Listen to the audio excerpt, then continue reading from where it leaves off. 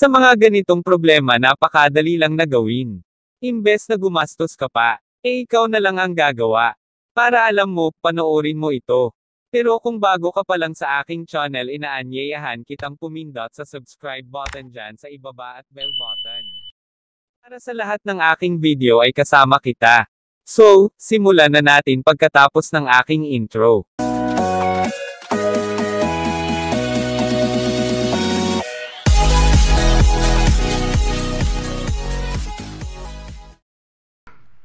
Base sa sinabi ng may-ari mga guys, ang problema daw nito ay ayaw umikot yung kanyang spin. So subukan natin pilitin ang kanyang timer switch. Yan.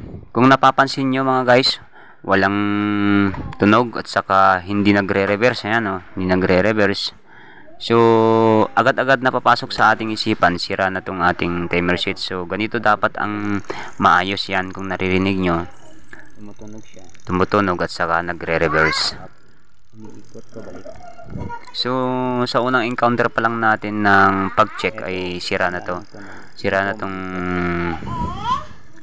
ating timer switch. So subukan natin palitan mamaya yan mga boss. So pangalawang step natin mga guys ay saksak natin para mas lalo nating makita kung may iba pang sira o mas lalo natin maintindihan kung ano ang sira nito. Then testing natin. So ayan mga boss, kung napapansin nyo, umuugong siya. Umuugong pero ang problema ayaw umikot. Pag ganitong naka-encounter natin mga boss, agad-agad na naman pupunta tayo sa step 3. Papasok agad sa ating isipan na yung kanyang brake may sira. So baka yung kanyang brake shoe o yung kanyang preno ay sumayad na sa kanyang motor. So hindi makaikot. So naririnig nyo naman umuugong pero parang may pumipigil sa kanyang pag-ikot, di ba mga boss? So titingnan natin yung kanyang brake shoe, yung kanyang preno, kung naputol yung kanyang cable at sumayad sa kanyang motor. So buksan na natin ang kanyang likod mga boss at titingnan natin yung kanyang preno. Nabuksan na natin mga boss. So ito ang kanyang motor. Ito yung preno niya mga boss. Titignan natin kung nakasayad siya sa may motor natin. At i-check din natin tong kanyang cable kung naputol. Kung naputol to, sa siguradong sasayad sa kanyang motor at hindi na makaikot. Kadalasan palang napuputol na cable natin mga boss dito. So walang problema dito mga boss, no? Okay naman lahat. Yung cable at saka yung preno, saka yung umiikot naman yung ating motor. Na-check na natin lahat. Maliban na lang dito sa may kapasitor. Ito yung kanyang kapasitor. Nagtatanong kayo siguro mga boss kung bakit hindi na tayo gumamit ng multi-tester. Sa ganitong problema mga boss, pag step by step tayo nag-check at saka may nag-function sa kanila na isa, lalong-lalo na yung motor, wag na tayong gumamit ng multi-tester. Siguradong nasa kapasitor na yung problema. Saka ginagamit lang natin mga boss yung multi-tester kapag walang nag-function sa kanila sa pag-test. Ito umuugong naman, so di na natin ginamit.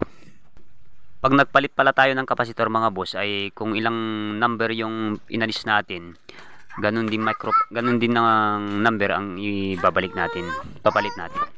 Katulad nito mga boss, bale example lang natin to, kapasitor ito ng inverter charger. Pero ito na lang yung example natin para mas malinaw yung kanyang nakasulat na microfarad. Bale ito ay 2,200 microfarad. At bale kung ano na nakasulat sa inyong kapasitor, ganito din ang yung ipapalit mga boss. Magpalit na tayo ng kapasitor mga boss. Putulin lang natin itong dalawang wire. Lagi ko ang sinasabi mga boss, kapag nagputol tayo ng wire ng kapasitor natin, dapat i-discharge muna natin siya kapag naputol na natin, para hindi tayo makuryente, kasi may kuryente ito kahit hindi nakasaksak. Kung paano i-discharge mga boss, ganito. Pagdikitin lang natin yung dalawang wire na inalis natin, yung pinutol natin, kiskis lang natin, tapos okay na yan. Ito yung ipinalit natin mga boss, 4 microfarad yung inalis natin, so 4 microfarad din tong ipapalit natin. Baka nagtatanong pala kayo mga boss kung paano ikabit yung kapasitor natin. Bale, may kulay-kulay yung mga wire natin mga boss, yung dalawang wire natin galing sa kapasitor natin. So, ang pagkabit niyan, okay lang kahit baliktaran yan mga boss. Kahit anong kulay mo ikabit yan, kahit baliktad, okay lang. Kasi wala namang negative at positive ang dalawang wire ng kapasitor natin. So, okay lang yan mga boss kahit baliktad mo ikabit. So, ayan, naibalik na natin yung kanyang kapasitor. I-testing na natin, saksak muna natin bago natin ibalik yung mga cover niya at saka kung saan natin inalis yung mga wire niya.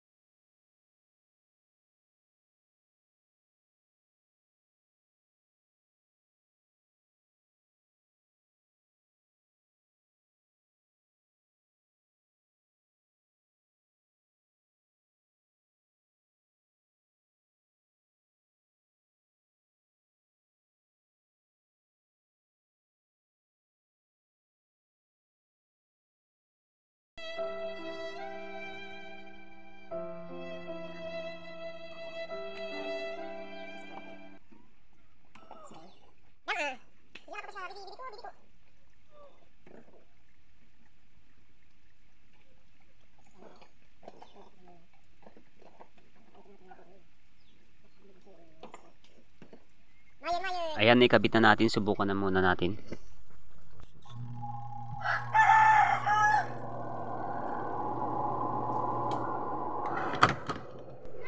So ayan mga boss, yung napapansin nyo, umiikot na rin yung kanyang seat stemmer. So ayan mga boss, sana may naiwan na naman tayong kaunting kalaman. So maraming salamat sa